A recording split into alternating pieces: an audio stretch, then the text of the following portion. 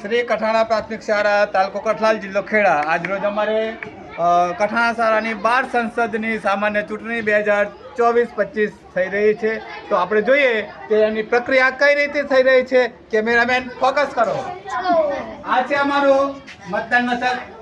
અહીંયા છોકરીઓની કન્યાઓની અલગ લાઈન છે અને અહીંયા કુમારોની. હવે અંદર શું પ્રક્રિયા ચાલી રહી છે ચલો જોઈએ. અહીંયા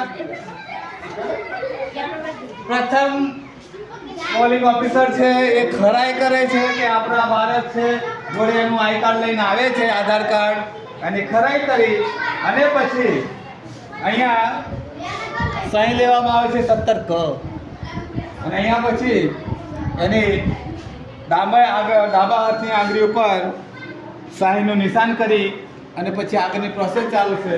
આ ટેબલ છે આપણે ખાસ પ્રેસાઇડિંગ ઓફિસર છે, એ તમામ ચૂંટણીનું કામગીરી અમને સોંપેલી છે. અહીંયાથી ભારત અહીંયા આવે છે, અહીંયા આપણી મતદાન કુટીર છે, એટલે અહીંયા ઈવીએમ મશીન દ્વારા એ પોતાનો વોટ આપશે. ચલો બિલકુલ આપણે ઈવીએમ મશીનમાં જે ચૂંટણી થાય છે એ જ રીતે આજે આપણે કઠાણા પ્રાથમિક શાળામાં ચૂંટણી થઈ રહી છે 12 સંસદની. જય હિન્દ, જય ભારત.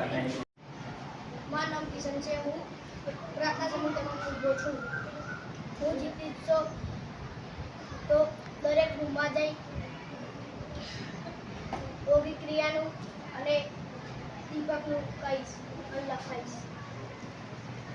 મારા નામે માસુ છે. હું પ્રાર્થના સમિતિમાં ઉભી રહ્યો છું. મને વાટ આપશો તો તમને યોગી ક્રિયા અને આપણું વાટેશન બધું લખાઈશ. મારું નામ વિરેન્દ્ર છે. હું ધોરણ 6 માં ભણું છું. કાલે 12 સમિતિ રાખેલું છે તે હું તેમાં પ્રાર્થના સમિતિમાં. મારું નામ જનક છે. હું 12 સમિતિમાં ઉભો છું. હું છોડવાના રૂપેશ અને સુરક્ષિત સરસ્વતી માતાને હાર બનાવી. મારું નામ રોહન કુમાર છે. હું મધ્યાહન ભોજનમાં ઊભો છું. મને વોટ આપજો, હું જીતીશ. મારું નામ ગૌરવ છે. હું ફૂલબાગમાં ઊભો છું. જો તમે મને વોટ આપશો તો હું દરેક રૂમમાં એક ફૂલ મૂકીશ અને સરસ્વતીના હાર મૂકીશ.